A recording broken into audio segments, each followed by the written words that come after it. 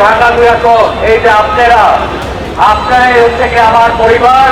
আমি হচ্ছে সকাল থেকে উঠে আপনাদের সাথে থাকি, রাত্রে ঘুমানোর আগেও আপনাদের সাথে আছি। আমার বাবা আমার সাহেব তার সারা জীবন এই কেরানীগঞ্জের মানুষ, ঢাকা 2 মানুষের জন্য বিলিয়ে দিয়েছেন। আমি তার সন্তান হিসাবে আপনাদের কাছে আজকে বলে আসছি, আমিও আমার জীবন আপনাদের কাছে দিয়ে গেলাম, আপনাদের জন্য কাজ করতে পারি না।